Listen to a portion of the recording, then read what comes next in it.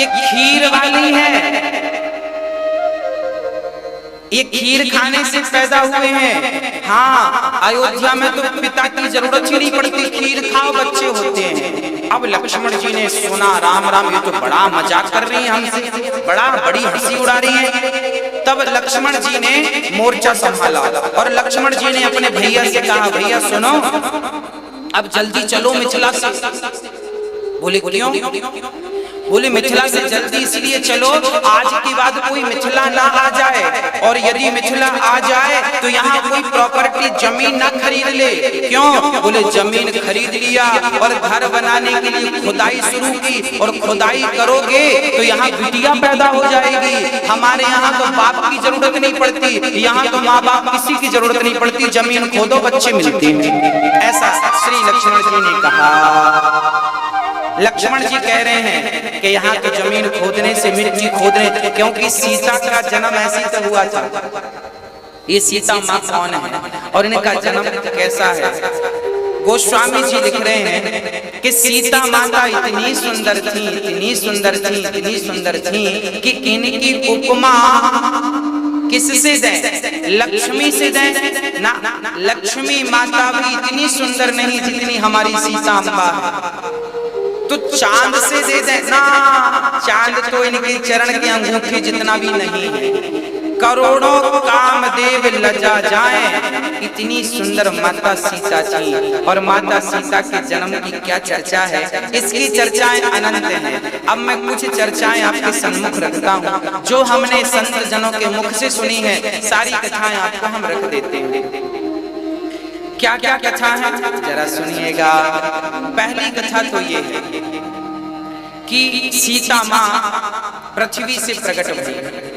हुआ क्या था, जनक जी की कोई संतान नहीं थी।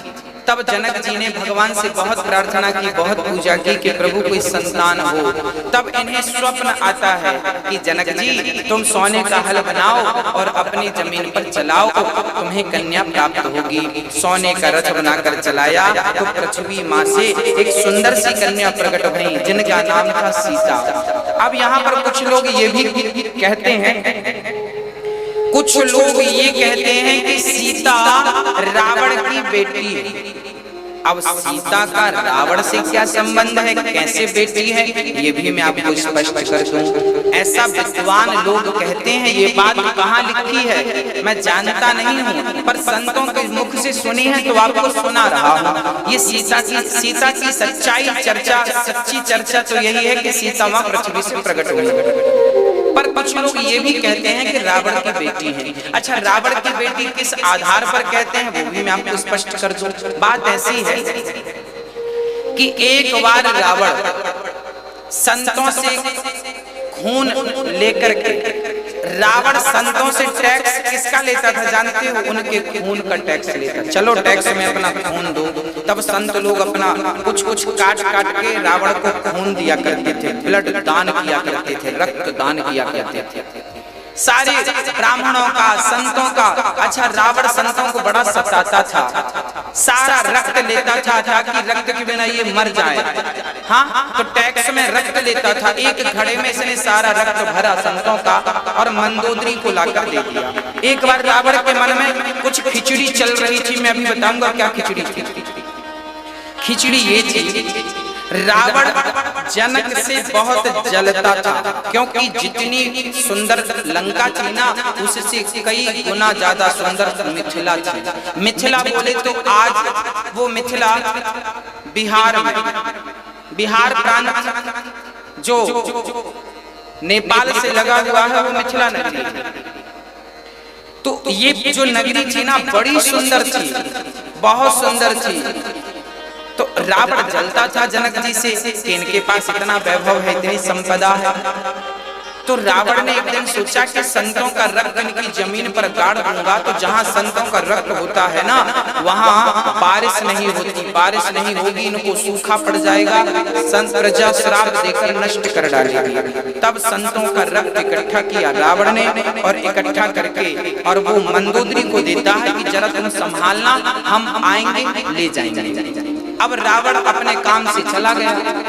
एक दिन क्या हुआ कि वो रक्त रात्रि को प्यास लगती है मंदोदरी को, मंदोदरी को प्यास लगी तो रक्त को पानी का घड़ा समझ करके वो रक्त पी लिया। मंदोदरी ने संतों का रक्त पी लिया और जब पिया तो कुछ दिनों के बाद वो गर्भवती हो गई। एक दिन रावण से मंदोदरी ने कहा, अच्छा मंदोदरी गर्भवती होगी क्योंकि वो संतों का रक्त था। जब मंदोदरी गर्भवती हुई तो रावण से कहा मंदोदरी ने कि हमने सुना है कि आप गर्जना करते हैं तो गर्भवती नारियों के गर्भ गिर जाते हैं। रावण बोला गिर तो जाते हैं, तो एक बार हम आपकी वो गर्जना सुनना चाहते हैं। मंदोदरी ने कहा सुनाइए। अब रावण पहाड़ पर चढ़ा और गर्जना की। जब गर्जना की तो मंदोदरी जो गर्भवती थी गर्भ गिर गया। गर्भ गिरा तो उस गर्भ को उठाकर मंदोदरी ने उसी घड़े पर डाल दिया और रावण आया तो बोला मैंने घड़ा दिया था, कहाँ है? बोले ये। वो घड़ा ले जाकर रावण ने जनक की नगरी में गाड़ दिया। इसलिए गाड़ा कि यहाँ पर बारिश नहीं होगी, संतों का श्राप लग जाएगा, संतों का रक्त है इसमें। पर उल्टा हुआ, उस मंदोदरी के गर्भ से जो गर्भ गिरा अब वो घड़े में था और पृथ्वी माँ ने उसका लालन पालन शुरू किया। और समय जब हुआ तो जनक को स्वप्न आया और जनक ने सोने के हल से जब खोदा तो वहां पर एक कन्या उत्पन्न हुई, वह सीता थी। चूंकि वो मंदोदरी के गर्भ से निकली थी इसलिए कहा जा सकता है कि ये रावण की बेटी है। इसके कोई सबूत नहीं है कहीं, ये बात केवल मनमुखी सुनी है हमने संतों के मुंह से, वो आपको सुनाई है। हाँ, अब रावण को रावण ब्राह्मण था, सब कुछ जानता था। रावण जान गया कि ये मेरी बेटी है। अब आगे मैं आपको सुनाता हूँ। इस हिसाब से रावण सीता का पिता हुआ। अच्छा, यहाँ पर आप देखेंगे जब सीता स्वयंवर होता है ना तो रावण भी आया था। यहाँ गोस्वामी जी स्पष्ट लिख रहे हैं कि रावण ने धनुष को टच भी नहीं किया, अर्थात रावण सीता से विवाह करने नहीं आया था। यहाँ गोस्वामी जी लिख रहे हैं चौपाई कि रावण चाप को अर्थात धनुष को छुआ भी नहीं। ऐसी चौपाई अभी मैं गाऊंगा थोड़ी देर बाद। रावण ने धनुष को आया तो था सीता स्वयंवर में रावण, पर रावण अपनी बिटिया को देखने आया था, ऐसा संत जन कहते हैं। और जब राम ने धनुष तोड़ दिया तब रावण ने राम से कहा था कि प्रभु समय लगे तो हमारी बिटिया को लेके लंका आइएगा, आपका सम्मान स्वागत करेंगे। राम जी ने कहा देखो हम तो आएंगे नहीं। तो रावण बोला फिर मत आओ, हम अपने तरीके से ले आएंगे। तो इसलिए फिर रावण ने सीता माता को चुराया। इसलिए चुराया कि वो अपना कल्याण करना चाहता था। आगे मैं चरित्र सुनाऊंगा प्रसंग, बस अभी तो केवल सीता माँ के जन्म की चर्चा हमने आपको सुनाई। अब सीता माँ जनक की पुत्री है और बड़े प्रेम से भ्रमण करके जब मेरे राम वापस आए, जब वापस आए शाम हुई, भोजन प्रसादी प्यारू किया और प्रेम पूर्वक राम जी रात्रि को सोने के पहले गुरु जी के फिर से चरण दबाने लगे। मुनिवर शयन किए, मुनिवर शयन कीन तब जाई, लगे चरण चापन दो भाई। जब गुरु विश्वामित्र जी आराम करने लगे, जब गुरु के पास आप हो तो बिल्कुल निश्चित है कि उनके चरण सेवा जरूर करें। गुरु के चरण राम लक्ष्मण दबा रहे हैं और जब गुरु जी ने कहा कि ठीक है अब राम लक्ष्मण जाओ, आप आराम कर लो। जब गुरु के पास से राम लक्ष्मण चले तो राम विश्राम करने लग गए, तो राम के चरण श्री लक्ष्मण जी दबाने लग गए। कितना प्रेम था राम का लक्ष्मण से और लक्ष्मण का श्री राम से कि राम जी आराम कर रहे हैं तो छोटा भाई पांव दबा रहा है। अब सोचिए कि बड़ा भाई छोटे भाई से प्रेम करे और छोटा भाई बड़े भाई से प्रेम करे तो वो घर घर नहीं, वो घर स्वर्ग हो जाता है। जहाँ सुमति तहाँ संपत्ति नाना, जहाँ कुमति तहाँ विपत्ति निदाना। इसलिए जहाँ प्रेम अधिक होता है वहाँ संसार का सारा सुख व्याप्त होता है। अब राम जी लेट गए और लक्ष्मण जी चरण दबा रहे हैं। चापत चरण लखन और लाए, सभय प्रेम परम सच पाए। अब राम जी ने कहा कि देखो लक्ष्मण जाओ, रात्रि बहुत हो गई है, जाकर सो जाओ। तो राम जी सोए, गुरु जी सोए, पर लक्ष्मण नहीं सोए। क्या लिख रहे हैं गोस्वामी जी? उठे लखन निसी विगत सुनी, अरुण निसार धुनि कान, गुरुदेव पहले जगतपति, जागे राम सुजान। शिष्यों का धर्म है कि वो गुरु से पहले, आज राम जी गुरु के बाद सोए थे, और यहाँ लिखा है गुरु ते पहले जागे, गुरु के पहले जगतपति जागे, अर्थात गुरु के पहले राम जाग गए। इसलिए जागा कि हम नहा धो के तैयार होंगे तब तो गुरु की आज्ञा का पालन कर सकेंगे। अब गुरु जी जागे और चेला सो रहा है, घोर कलयुग है। तब तो लक्ष्मण जी, अच्छा राम जी के लिए जागने लिखा है, और श्री लक्ष्मण जी तो सोए ही नहीं थे। तो लक्ष्मण जी उठे लखन, बैठे थे लक्ष्मण जी तो उठ गए। और यहाँ पर गुरु ते पहले जागे, अर्थात राम सो रहे थे तो जाग गए, पर लक्ष्मण जी सो रहे थे ऐसा नहीं लिखा। उठे मतलब बैठे थे, रात्रि में पहरा दे रहे थे, बैठ गए थे, उठ गए। चलो जब सवेरा हो गया, 4 बज गए, उठे, जल्दी से नहाया धोया और राम जी के सामने खड़े हो गए। जब राम जी के पास लक्ष्मण जी आ गए तब लक्ष्मण जी जागे, और जब लक्ष्मण और राम जाग गए उसके बाद श्री गुरु विश्वामित्र जी जागे। ऐसी गुरु भक्ति, ऐसी भाई की भक्ति रामचरित्र के सिवा दुनिया में और प्राप्त नहीं हो सकती। ये राम चरित्र है भक्तों। ऐसी मर्यादाओं का पालन यहाँ श्री राम जी कर रहे हैं और श्री लक्ष्मण जी कर रहे हैं। कैसे गुरु सेवा होती है, कैसे भाई सेवा होती है। अब सुबह हुआ, गुरु जी स्नान ध्यान करके पूजा पर बैठ रहे हैं, और जब पूजा पर बैठे ना तो हमारे श्री राम जी चल पड़े। कहाँ जा रहे हैं? बोले पुष्प लेने जा रहे हैं। चलो पुष्प वाटिका से जरा पुष्प तोड़ लावें। और जब पुष्प लेने गए तो कितना बढ़िया दर्शन है। माली ने देखा कि कोई बगीचे में घुसा चला आ रहा है। तभी बगीचे के मालिक ने, अर्थात वो बगीचा केवल किशोरी जी का था, वहां केवल श्री सीता माँ जा सकती थी। पर जब वहां खड़े उस माली ने राम को देखा, राम को देखते ही सब कुछ भूल गया कि मैं किसका माली हूँ, कहाँ का हूँ। राम ने कहा भैया हम पुष्प गुरुदेव के लिए तोड़ने आए हैं, क्या आप किस बगीचे से तोड़ लें? माली मना कर ना सका। बस प्रिय भक्तों, ये छोटी सी बात यहाँ पर ये दर्शाती है कि आपका व्यक्तित्व ऐसा हो कि सामने वाला आपकी बिना कुछ सुने केवल आपको देख कर ही आपके लिए रास्ता खाली कर दे। आपका व्यक्तित्व, आपका चरित्र जब उच्च कोटि का होगा ना, तो आपका चरित्र आपके स्वरूप पर, आपके संस्कार आपके स्वरूप पर दिखेंगे। राम का व्यक्तित्व ऐसा था, माली रोक ना सका। अब राम पुष्प वाटिका में गए और पुष्प तोड़ने लग गए गुरुदेव के लिए। बड़ी सुंदर छवि थी मेरे राघव की, बड़ा सुंदर दृश्य था। अब कल्पना करिए कि पुष्प वाटिका बड़ी हरी भरी थी, बड़ा सुंदर था, सुंदर सी हवा चल रही थी,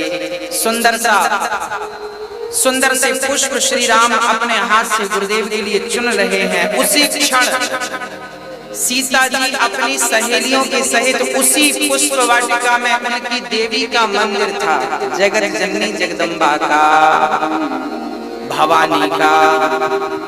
हाँ, तो माता सीता उसी पुष्प वाटिका में सुबह सुबह आई और वो भी पुष्प तोड़कर पूजा करने गई। अच्छा, वो तो पूजा करने गई, पर सीता की सहेलियों में एक सहेली ने, एक सखी ने कहा कि आप लोग पूजा करने जाओ, जरा मैं जंगल की, अपने बगीचे की सुंदरता देखकर आती हूँ। तब क्या हुआ?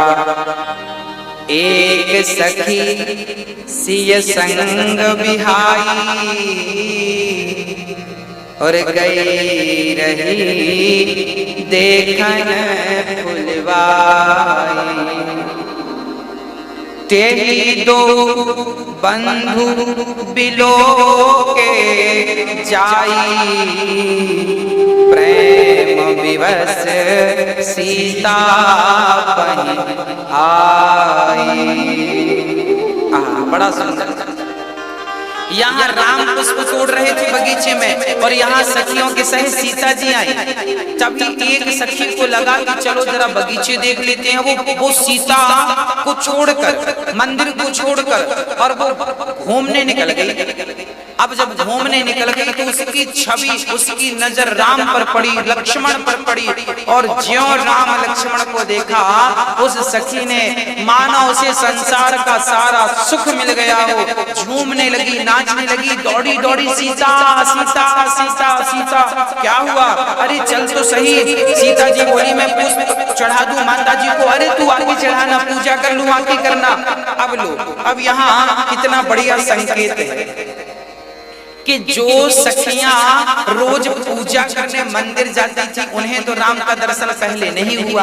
और जो मंदिर नहीं गई, घूमने निकल गई, राम उसे मिल गए। इसका तात्पर्य क्या है? बोले भगवान जिसे अपना दर्शन देना चाहते हैं, उसे भगवान दर्शन दे सकते हैं, जब चाहे, जहां चाहे, जैसे चाहे।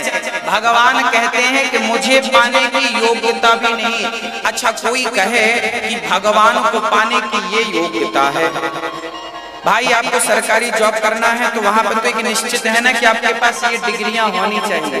पर भगवान को पाना हो तो क्या 1 लाख माला जपने से भगवान मिलते हैं? क्या 1000 यज्ञ करने से भगवान यदि मिलते? भगवान लिख कर दे दें कि भाई तुम इतना करोगे तो मैं मिल जाऊंगा, तो जरूरी नहीं है कितना करने के बाद भी भगवान मिल जाए। भगवान किसी के यज्ञ जप तप से नहीं, भगवान से प्रेम करते रहो। कभी न कभी कृपा करके अनायास ही भगवान न जाने किस पर कब कृपा कर दें और कब किसके जन्म जन्म के पाप संचित हो जाए और कब किसे राघव का दर्शन। ये जो सखी थी, एक सखी सी ये संग बिहाई, ये सखी कौन थी? ये उर्मिला जी थी। जो सखियों से बिछड़ गई सखी, वो सखी कौन थी? उर्मिला जी। जब उर्मिला जी ने लक्ष्मण जी को देखा, देखती रह गई। मानो उर्मिला जी को लगा जिसकी तलाश थी वो तो यही है। सीता को बतलाती हैं और सीता मैया को पकड़ कर लाती हैं। अब सीता मैया जब आई, यहाँ राम अपनी मस्ती में पुष्प तोड़ रहे थे, लक्ष्मण जी अपनी मस्ती से पुष्प चुन रहे थे। और यहाँ श्री जानकी जी जब आई, किशोरी जी जब आई, तो राम को ऐसा लगा कि कोई आ रहा है हमारी तरफ। तुरंत राम की नजरें उठी और जैसे ही राम की नजरें उठी, यहाँ सीता जी आ रही थी और सीता जी नजरें झुकाकर चल रही थी। और जैसे ही सखियों ने कहा देख वो है, और जैसे ही श्री जानकी जी ने श्री राम को आंख उठाकर देखा, तो आंख सीता जी की राम की आंख से मिल गई और राम की आंख सीता माँ की आंख से मिल गई। दोनों ने एक दूसरे को देखना शुरू कर दिया। आप पलक दृष्टि से सीता जी राम को और राम जी सीता को देखते रहे। और वहां जितनी सखियां थी सारी मानो पागल हो गई हो। उनकी पलक झपकती नहीं, शरीर बिल्कुल जड़वत हो गया, शरीर हिलने को तैयार नहीं है। माँ जगत जननी जगदम्बा सीता माँ ने तो राम को जब देखा, आहा कितने सुंदर थे मेरे राम।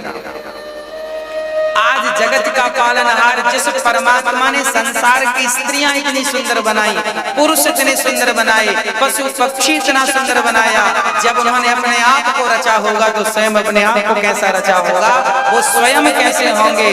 और वही जगदम्बा श्री जानकी जी आज श्री राम को और श्री राम जी माँ जगत जननी जी को देख रहे। आप पलक दृष्टि से बस देखते जा रहे हैं, देखते जा रहे हैं, देखते जा रहे हैं, नजर हिलने को तैयार नहीं। अब क्या हुआ, सारी सखियां खड़ी हैं और यहाँ श्री लक्ष्मण जी जब पुष्प तोड़ के घूमे, इस तरफ मुंह किया और जब लक्ष्मण की दृष्टि पड़ी तो लक्ष्मण जी भी निहाल हो गए देख करके। लक्ष्मण जी किसे देख रहे हैं? उर्मिला की तरफ देख रहे हैं। उर्मिला लक्ष्मण को देख रही हैं और सीता जी राम को और राम जी सीता जी को देख रहे हैं। देखते देखते देखते देखते मानो सीता जी राम को इसलिए देख रही हैं कि राम की ये तस्वीर राम की ये झांकी, राम का ये स्वरूप मैं उठा करके अपने हृदय में, अपने चित्त में बसा लूं। और देखते देखते देखते देखते देखते देखते सिया जी ने, सी जानकी जी ने अपने नेत्रों को, अपने नयनों को मानो बंद कर लिया। क्यों बंद कर लिया? सीता जी से पूछा आपने नेत्रों को बंद क्यों कर लिया? तब सीता जी बोली हैं मैंने नेत्रों को बंद नहीं किया, मैंने तो राम को हृदय में बसा करके दरवाजों को बंद कर लिया ताकि मेरे राम बाहर निकल ना जाए। नेत्रों को नहीं, ये तो कपाटों को, दरवाजों को सीता जी ने बंद कर लिया। प्रिय भक्तों, ये दर्शन की पद्धति सीता माँ हमें देकर के जा रही है। कभी भी भगवान का दर्शन किया करो तो कैसे दर्शन करना चाहिए आपको? बोले भगवान के मंदिर में जब जाओ तो दर्शन कैसे करो? बोले भगवान को देखो देखो, बार बार देखते रहो, आप पलक बिना पलक झपकाए भगवान को देखते रहो देखते रहो देखते रहो।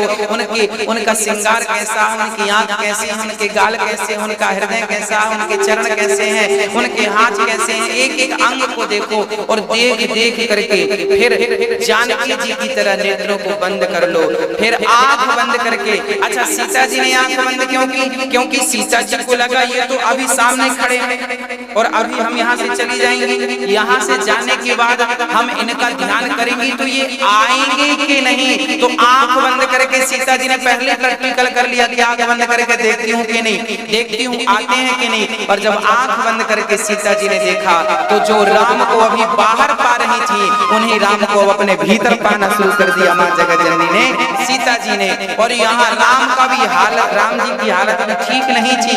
अब तो राम जी जहाँ देखें, जिस तरफ देखें, ऐसी छवि चित्त में बस गई कि अब तो सीता के सिवा राम को कुछ नजर ही नहीं आता।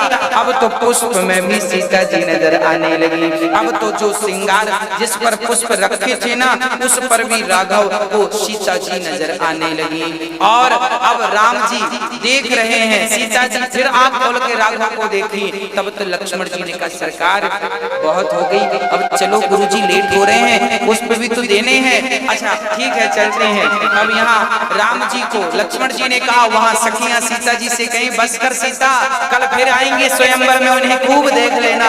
अब सीता को लेकर गए और जब सीता जी आगे गई तो सीता जी ने क्या किया?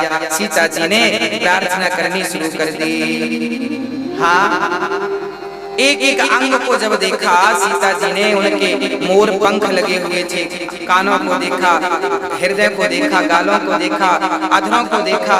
और उसके बाद सीता जी ने जिस देवी की पूजा करना चाहा उन देवी से कहा जाने गौरे अनुकूल सिया हिय हर सुन जाए कही मंजुल मंगल मूल बाम मंग खड़कन लगे।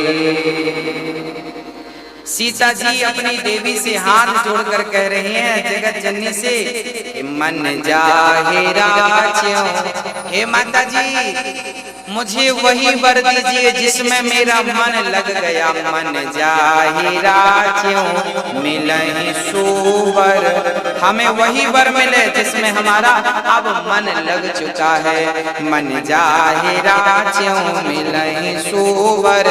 और माता जी कह रही सहज में मिल जाए, ज्यादा हमें परेशान होना ना पड़े। सहज सुंदर, जो सुंदर वाले हैं ना वो। अब माता जी ने, जगत जननी ने कहा सीता वहां तो दो पुरुष खड़े थे, तुम्हें कौन सा पसंद आया बताओ, फिर हम उसी की व्यवस्था करें। तो सीता जी ने कहा सावरो, वहां दो खड़े थे ना, एक गोरे थे, गोरे लक्ष्मण जी और सांवले राम जी। सीता जी बोली गोरे नहीं सावरो, और ऐसा हमें चाहिए करुणा निधान। अब देखिए सीता जी क्या कह रही हैं, करुणा निधान। सीता जी ने आज राम का नामकरण कर दिया। पत्नी ना अपने पति को प्यार से कुछ बोलती है, अब क्या बोलती है वो तो आपको ही पता होगा, हमें नहीं। पर हमें इतना जरूर पता है कि सीता जी राम को प्यार से, जानते हो क्या बोलती थी? करुणा निधान। कहते हैं स्त्रियां अपने पति का नाम नहीं लेती, स्त्रियों को कभी भी अपने पति का नाम लेकर नहीं बुलाना चाहिए। पर आजकल तो फैशन का जमाना है, पत्नियां तो खूब नाम ले लेकर के बुलाती हैं। कहते हैं पत्नी यदि पति को नाम लेकर बुलाती है तो पति की आयु कम हो जाती है, उम्र कम हो जाती है। पर आजकल कौन समझाए, सब पढ़े लिखे लोग हैं। मूर्खों को समझाया जा सकता है, पढ़े लोगों को नहीं समझाया जा सकता। हाँ, स्त्री को कभी भी अपने पति का नाम नहीं लेना चाहिए। अच्छा, नाम कब लेना चाहिए? सीता जी ने राम का नाम कब लिया? बोले जब रावण ने चुरा लिया। जब रावण, जब विषम परिस्थिति आ जाए, जब आपके सामने ऐसा हो कि आपके सामने बहुत बड़ा संकट आकर खड़ा हो और जब आपको नाम लेना ही पड़े, तब उस स्थिति में जब रावण चुराया तब सीता ने लिया। अब आपको कोई चुराए तब आप ले लो, तब फिर कोई बात नहीं है। कोई चुरा ही नहीं रहा फिर भी आप नाम लिए जा रही हो, तब तो गलत। हाँ, तो ये पाप हो जाएगा। तो नारी को कभी भी अपने पति का नाम नहीं लेना चाहिए। पुत्र को, बड़े पुत्र का, कहते हैं पिता को भी बड़े बेटे का नाम नहीं लेना चाहिए। हाँ, परंतु यहाँ पर श्री जानकी जी राम जी का नाम क्या रखती हैं? करुणा निधान। हर जगह सीता माँ राम को किस नाम से बुलाती थी? करुणा निधान। राम का नाम नहीं, करुणा निधान आइए, करुणा निधान खाइए, करुणा निधान बैठिए, करुणा निधान कहती थी। यही भांति, अब इस भांति जब श्री जानकी जी ने प्रार्थना की तब क्या हुआ? जगत जननी जगदम्बा को माला पहनाया सीता माँ ने और हाथ जोड़ के कहा कि यही पति मिले। तब वो माला गिरा और सीता जी को हाथ में प्राप्त हो गया। कई बार आप भगवान को पुष्प चढ़ाते हैं और चढ़ाने से पुष्प गिर जाता है, आपको लगता गिर गए, गिरा नहीं, वो आशीर्वाद स्वरूप परमात्मा ने आपको दे दिया। जिस कार्य के लिए आपने हाथ जोड़ा था वो कार्य आपका सिद्ध होगा। अब यहाँ पुष्प लौटाए हैं, सीता जी अब चली हैं और अपनी माँ से जाकर के कहा। सारी सखियां माँ से कहती हैं कि आज वैदेही को आज कोई मिला है और राम जी का चित्त नहीं लग रहा है। जब गुरु के पास गए, पुष्प इत्यादि दिया, तब मन नहीं लग रहा है राम जी का। राम जी लक्ष्मण जी से कह रहे हैं कि लक्ष्मण, आज तक हम रघुवंशियों का मन कभी इस प्रकार विचलित नहीं हुआ, पराई नारी को देखकर मन विचलित नहीं हुआ। तब लक्ष्मण जी बोले, राघव, हो सकता है पराई नारी ना हो सकता है उनका आपसे विवाह हो। अब राम जी बोले, वो तो बाद की बात है, पर हमारा मन पहली बार इतना विचलित हो रहा है, हमारा मन शांत नहीं है। मानो शांत सरोवर में किसी ने एक पत्थर फेंक दिया हो। जब शांत सरोवर में पत्थर फेंका जाता है तो तरंग उठने लग जाती है। हाँ, तरंग उठने लग जाती है। ऐसी राम के चित्त में भी तरंग उठने लगी। अब गुरुजी ने पूजा पाठ किया, राम लक्ष्मण तैयार है और कहाँ जा रहे हैं? चलो धनुष यज्ञ देखे आवे। अब वहाँ पर धनुष यज्ञ की तैयारी है। जनक जी धनुष यज्ञ की तैयारी कर रहे हैं। आज जो धनुष पर डोरी चढ़ाएगा वो सीता का पति बन जाएगा। अब राम जी चल, सुंदर सा मंच था, वहाँ श्री राम जी को बिठाया गया और अद्भुत दर्शन था। अब राम को देखकर कुछ लोग जलने लगे। अच्छा, ये आए हैं धनुष तोड़ने। अच्छा, वहाँ बहुत सारे राजा थे, सब बैठे थे। अच्छा, ये आए हैं धनुष तोड़ने। एक बोला, ये क्या धनुष तोड़ेंगे, इनसे तो एक तिनका नहीं टूटने वाला। दूसरे ने कहा, देखो साहब, हम ही तोड़ पाएंगे और कोई नहीं तोड़ सकेगा। सारे लोग अपनी अपनी बात करने लगे। तभी राम का दर्शन पता है लोगों ने कैसे किया? जो भगवान से दुश्मनी करता था, भगवान को उसको सिंह की तरह नजर, अभी फाड़ दूंगा तेरी छाती। जो भगवान से स्नेह करते थे, प्यार करते थे, वो लोगों को भगवान कैसे दिखे? मानो भगवान का दर्शन उन्हें मिल गया हो। तो जागी रही भावना जैसी, प्रभु मूरत देखी दिन तैसी। जिनकी जैसी भावना थी आज भगवान ने अपना दर्शन उनको वैसे ही दिया। अद्भुत दर्शन। जो जिस भाव से राम को देख रहा था, राम ने उसी भाव में उनको दर्शन दिया। जो दुश्मनी के रूप में देख रहा था, भगवान दुश्मन बन के दिखे। दोस्त के रूप में देख रहा था, दोस्त बन के। जो पिता के रूप में पिता बनकर, और जो भक्त था उसे भगवान की दृष्टि से भगवान ने दर्शन दिया। जैसे गाय अपने बच्चे को तो चाटती है, बछड़े को, पर कोई उसके बछड़े को हाथ लगाए तो उसके लिए रौद्र रूप धारण कर लेती है।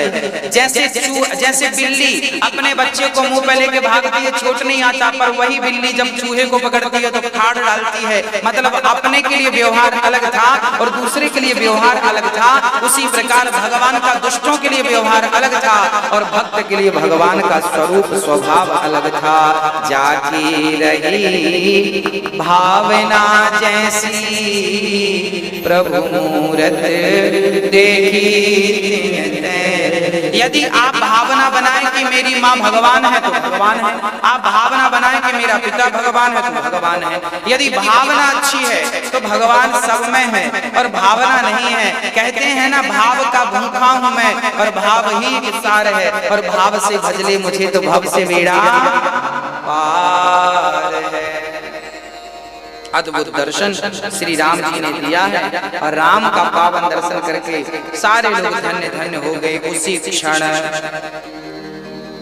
रंग भूमि, अब रंग भूमि पर जानते हैं कौन आया? रंग भूमि पर अब जानकी जी आई हैं, और जैसे ही सीता जी का आगमन हुआ, रंग भूमि जब सिय पगुधारी, देखे रूप मोहे नर नारी। चारों तरफ राजा महाराजा बैठे थे, बीच में धनुष रखा था, ऊपर सिंहासन पर जनक जी बैठे थे, और सीता जी आई सखियों के सहित, शंख बजते हुए, नगाड़ा ढोल बजते हुए सीता जी आई। वहां गोस्वामी जी लिख रहे हैं, रंग भूमि जब सिय पगधारी, तो रूप देख मोहे नर नारी। सीता जी इतनी सुंदर थी कि नारियां और नर, बच्चे और बूढ़े सब सीता को देखकर मोहित हो गए। यहाँ एक संदेह लोग करते हैं, गोस्वामी जी चौपाई लिख रहे हैं कि नारी ना मोह नारी के रूपा, नारी कभी नारी के रूप को देखकर मोहित नहीं होती। अर्थात कोई स्त्री कितनी भी सुंदर हो, पर एक सुंदर स्त्री दूसरी स्त्री को अच्छी नहीं लगती। दूसरी स्त्री अर्थात स्त्रियां कभी स्त्रियों को अपने से ज्यादा सुंदर नहीं मानती। स्त्रियों को लगता है हम ही सबसे सुंदर हैं। ये बात रामचरितमानस में लिखी है। स्त्रियां अपने से सुंदर कभी किसी को नहीं मानती। स्त्रियों को लगता है हम ही सबसे ज्यादा सुंदर हैं और तुम क्या हो हमारे सामने। हाँ, नारी ना मोह नारी के रूपा, स्त्रियां कभी स्त्रियों को देखकर मोहित नहीं होती। पर यहाँ लिखा है कि रंग भूमि जब सिय पगधारी, तो रूप देख मोहे नर नारी। नारियां नारियों को देखकर मोहित नहीं होती, पर आज नारियां सीता को देखकर मोहित हो गईं। अब यहाँ प्रश्न खड़ा हुआ कि जब नारियां मोहित होती ही नहीं है तो सीता को देखकर मोहित क्यों हो गई? तब समाधान देते हैं कि सांसारिक नारियां अलग हैं और सीता कोई सांसारिक नारी थोड़ी है, ये तो जगत जननी है। आज इन्हें देखकर संसार मोहित हो रहा है, तो इसमें कोई आश्चर्य नहीं मानना चाहिए, क्योंकि ये कोई साधारण स्त्री तो है नहीं, ये तो जगदम्बा है। स्वयं भगवान के लिए अवतार लिया है, माने लीला के लिए लिया है। तो सांसारिक स्त्रियों से इन स्त्रियों की, इन सीता मैया की तुलना नहीं की जा सकती। इसलिए यहाँ पर लिखा है कि रंग भूमि जब सिय पगधारी, तो रूप देख मोहे नर नारी। सारे लोग मोहित हो गए, चाहे वो स्त्री हो, पुरुष हो, बच्चे हों, बूढ़े हों। अब सीता जी आसन पर ऊपर बैठी हैं झरोखे पर, और वहां पर उनकी माँ भी बैठी हैं और जनक जी भी बैठे हैं। और यहाँ पर बंदी जन आ गए और बंदी जन कह रहे हैं, सुनो सुनो सुनो, जनक ने प्रण लिया है कि जो इस धनुष को उठाकर इस पर डोरी चढ़ाएगा वही सीता का पति कहलाएगा। बंदी जन गा बजा करके ये बात कह के चले गए अपनी जगह पर। अब राजा महाराजा लोग बड़े प्रेम से, अब सबसे पहले एक सज्जन खड़े हुए, मैं धनुष तोड़ूंगा और इस कन्या का पति मैं बनूंगा। अब गए धनुष के पास, एक हाथ उनको लगा, ये मेरे बाएं हाथ का काम है। धनुष को पकड़ा, हिलाए, हिला नहीं, दोनों हाथ से जोर लगाया, दोनों हाथ लगाने के बाद पसीने पसीने हो गए, उठा नहीं। अब दूसरे राजा ने तुम क्या हो, तुमसे उठा नहीं, देखो हम कैसे उठाते हैं। एक राजा गया। अब यहाँ विडंबना क्या थी कि एक राजा जब जाता था ना तो भगवान से कहता था, हे भगवान धनुष हमसे ही उठे। वहां पर बैठे कितने राजा थे? बोले 10,000 राजा थे। तो एक राजा कहता कि हमसे धनुष उठ जाए और बाकी जो 9,999 राजा थे वो कहते मन ही मन, हे भगवान इससे ना उठे। तो अब आप ही बताओ कि भगवान एक ही सुनेंगे कि 9,909 की सुनेंगे, 999 की सुनेंगे? एक कह रहा हमसे धनुष उठ जाए, बाकी कह रहे हैं ना ना ना इससे ना हमसे उठे। अब वो भी हार किया गया। फिर तीसरा गया, तीसरा गया, धनुष हिलाया, उठाने का बहुत प्रयास किया, उठा नहीं। सारे राजाओं ने ट्राई कर लिया। तब क्या हुआ? भूप सहस 10 एक ही 12 लगे उठावन टरहि न तारा। अब जब एक एक करके 10,000 राजाओं ने ट्राई कर लिया, धनुष हिला नहीं। तब जानते हैं क्या हुआ? उन सारे राजाओं ने एक साथ धनुष उठाया। यहाँ पर ये भाव भी है कि एक ही बारा, भूप सहस 10 एक ही बारा, एक ही बार मतलब एक ही दिन में 10,000 राजाओं ने ट्राई किया, पर धनुष था जो हिलने का भी नाम नहीं लिया। अब बड़ी चक्कर में पड़ गए, क्या करें क्या करें क्या करें। हिला भी नहीं किसी से। एक ही बार मतलब एक ही दिन में सारे राजाओं ने प्रयास किया पर धनुष नहीं हिला। अच्छा, वार एक ही बार, वार कितने होते हैं? हम आपसे पूछ रहे हैं वार कितने होते हैं? तब आप कहेंगे 7 वार होते हैं। सोमवार, मंगलवार, बुधवार, गुरुवार, शुक्रवार, शनिवार, रविवार, 7 वार होते हैं। सबसे बढ़िया वार कौन सा है इन 7 में? कोई कहेगा सोमवार, कोई मंगल, कोई बुध, कोई गुरु, कोई शुक्र, कोई शनि, कोई रवि। पर हमें लगता है कि इन 7 वारों से भी बढ़िया एक वार और है। बोले परिवार। जिसका परिवार अच्छा है उसके लिए 7 वार अच्छे हैं, 300 दिन अच्छे हैं और पूरी जिंदगानी अच्छी। और जिसका परिवार ही अच्छा नहीं तो क्या सोमवार, क्या मंगलवार, क्या बुधवार, क्या गुरुवार, क्या शुक्रवार। हाँ जी। अब इस प्रकार श्री सारे राजाओं ने जब धनुष उठाया, हिला नहीं, तब जनक जी बड़े दुखी हो गए। राम राम राम राम राम। कोई क्षत्रिय बचा ही नहीं। अब जनक जी के वचन थे, कोई क्षत्रिय नहीं बचा, किसी के भुजाओं पर ताकत नहीं रही और मेरी बेटी तो वो कुंवारी रह जाएगी। पर मैं आप सभी से विवाह नहीं करूंगा क्योंकि आप में से कोई क्षत्रिय नहीं है। जब ये बात श्री लक्ष्मण जी ने सुनी, आप बबूला होगा, जनक जी खबरदार जो आपने दोबारा ऐसे शब्द कहे। जिस सभा में रघुवंश बैठे होते हैं और राम बैठे होते हैं, लोग ऐसी बातें नहीं करते। आप कहें तो मैं इस धनुष को क्या पूरी पृथ्वी को गोल गेंद की तरह लेके और 100 कोस तक दौड़ के चला जाऊं। आप कहें तो तिनके की तरह ये पृथ्वी को चकनाचूर कर दूं। और ये धनुष को क्या कहें। अब जब लक्ष्मण जी ने क्रोध में आकर, शेषावतार हैं ये, सब कर सकते हैं। अब जब लक्ष्मण जी ने बातें कही, जनक जी शांत हो गए। और जब जनक जी शांत हुए तो गुरुदेव ने लक्ष्मण का क्रोध शांत किया। लक्ष्मण लक्ष्मण सुनो, आप क्रोध ना करो, बाजू में आकर बैठ जाओ। अच्छा, लक्ष्मण जी कह रहे हैं हमसे कहो, हम तोड़ देते हैं। अब सोचो कि लक्ष्मण जी धनुष तोड़ देते तो फिर सीता लक्ष्मण की हो जाती, फिर राम क्या क्या होता? फिर राम जी को बाबा जी बनना पड़ता, फिर राम जी थोड़ी शादी करते। तब राम जी को गुरुदेव ने कहा, लक्ष्मण लक्ष्मण बैठो। विश्वामित्र समय शुभ जानी, बोले अति स्नेह मनवा, उठ उठहु राम भंजहु भव चापा, मैटहु तात जनक परितापा। जनक जी ने क्रोध किया, लक्ष्मण जी खड़े हो गए। गुरुदेव विश्वामित्र जी को लक्ष्मण आओ, आप बैठो, आप क्रोध ना करो। समय शुभ जानकर श्री गुरुदेव ने राम को कहा उठहु राम, उठो राम, उठो राम, और भंजहु भव चापा। ये भव का जो धनुष है, अहंकार का सूचक है ये धनुष। जाओ और अहंकार, ये 10,000 राजाओं को जो अहंकार था, इनका अहंकार जाकर के तोड़ डालो, ऐसा कहा। और जनक का संताप मिटाओ। राम जी ने गुरुदेव को प्रणाम किया, गुरुदेव के साथ जनक जी को प्रणाम किया, अपने इष्ट को प्रणाम किया।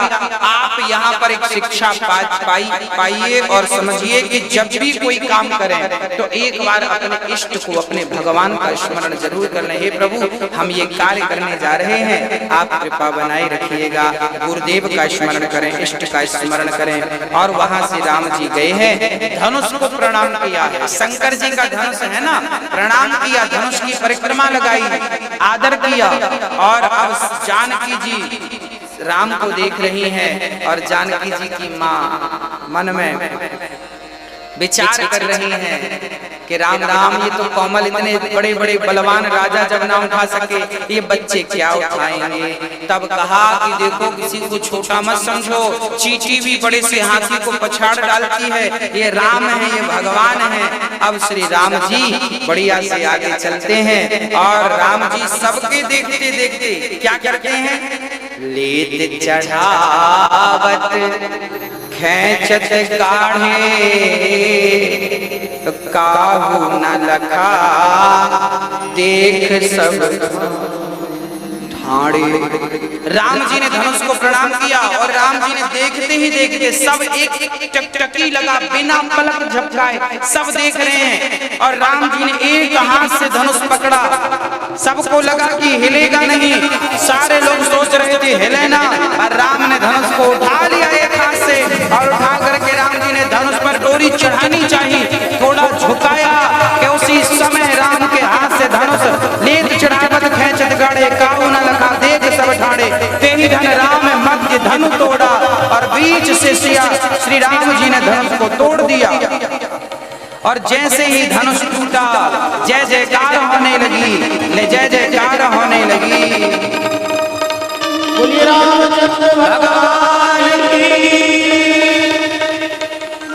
चारों तरफ पुष्पों की वर्षा होने लगी और सारे जो 10,000 राजा थे उन्हें क्रोध आ गया, अब मैं छोड़ूंगा नहीं। राम जनक जी ने कहा कि अभी तक तो तुम्हें मौका मिला, तब तो तुम उठा ना सके, अभी ये उठा ली तो तुम छोड़ोगे नहीं, आओ जरा कर लो युद्ध। सारे लोग बैठे रहे। अच्छा, राम जी ने धनुष को बीच से ही क्यों तोड़ा? क्योंकि कहा जाता है बीच से इसलिए तोड़ा क्योंकि राम जी जानते थे कि हम तोड़ेंगे तो ये लोग उचकेंगे, तो राम जी ने बीच से धनुष तोड़ा, इसलिए कि एक लक्ष्मण ले लेगा, एक हम दोनों ही निपटा देंगे 10,000, इसलिए बीच से तोड़ा। और तोड़ा क्यों? चढ़ाने की बात थी, तोड़ने की थोड़ी थी। तब कहा इसलिए तोड़ा, भगवान ने धनुष नहीं, भगवान ने धनुष के साथ